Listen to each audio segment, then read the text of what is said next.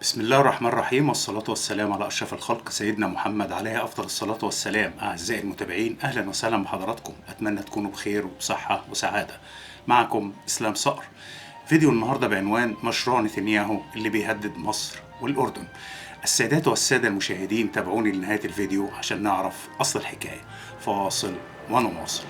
جاهزين يا رجالة؟ جاهزين يا فندم! الله أكبر! غزة والتهجير الاستراتيجي. مشروع نتنياهو اللي بيهدد مصر والأردن. واحد، رفض الوساطة المصرية، مش عايز يفاوض خالص. نتنياهو رفض الوساطة المصرية والقطرية، وده مش بس عناد سياسي، ده قرار متعمد عشان ينهي أي فرصة للتفاوض أو حل سلمي. وهو مش عايز ياخد رهاين ولا عايز يسوي أي حاجة. الحرب دي مش ضد حماس بس، لا، دي منصة لمشروع أكبر، تغيير ديموغرافي غصب عنهم حتى لو خلى إسرائيل في مواجهة مباشرة مع مصر والأردن. اتنين، الاستراتيجية الحقيقية، مش تدمير حماس، تدمير غزة كلها.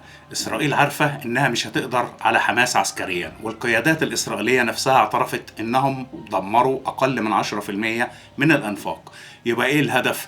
الهدف مش مقاومة كتنظيم، لا، الهدف هو غزة كمكان قادر يعيش فيه ناس.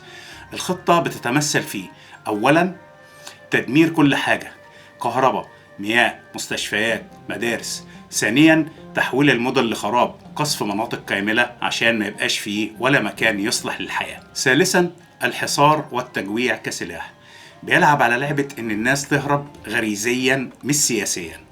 كده المعركة ضد حماس بقت مجرد غطاء لعملية أكبر، جعل غزة مكان مستحيل تعيش فيه.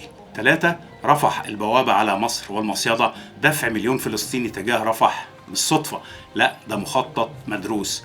أولا، صنع أزمة إنسانية ضخمة على حدود مصر.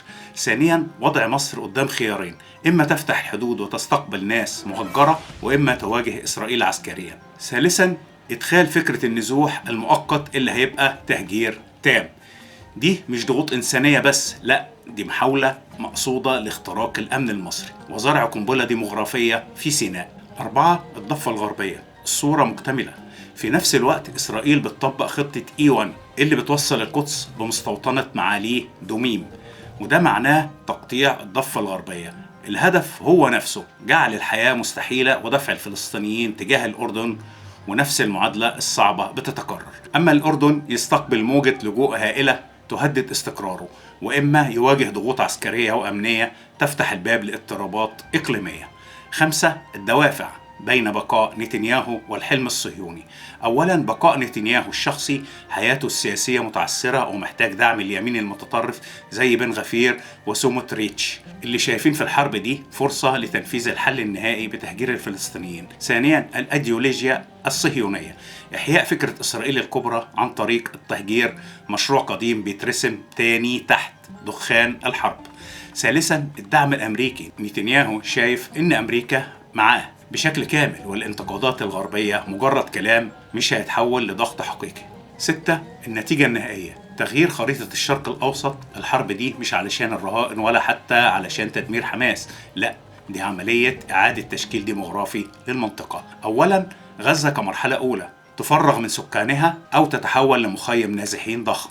ثانيا، الضفة الغربية كمرحلة ثانية، تتقطع وتدفع ناسها نحو الأردن. ثالثا، فكرة الدولة الفلسطينية تموت ويحل محلها كيان مشتت محاصر. رابعا، فتح جبهات كامنة مع مصر والأردن، وده يهدد بانفجار إقليمي ضخم زي اللي حصل في كوارث القرن اللي فات. الخلاصة من ده كله، نتنياهو مش بيعمل حرب على غزة، لا، هو بينفذ مشروع استراتيجي لتغيير قواعد اللعبة في الشرق الأوسط. اللي بيفكر إن الموضوع متعلق بالرهائن أو بوقف إطلاق النار فهو غلطان. إحنا قدام عملية إعادة هندسية للصراع. غزة النهاردة، الضفة بكرة، والنتيجة ممكن توصل لمواجهة مباشرة مع مصر والأردن وانفجار إقليمي خطير مش أقل من حروب القرن العشرين. وفي النهاية، أتمنى أكون قدرت أوصل الرسالة لحضراتكم. اللهم احفظ مصر وشعبها العظيم من كل سوء. اللهم احفظ جيش مصر وشرطتها. اللهم ارحم شهداء الوطن.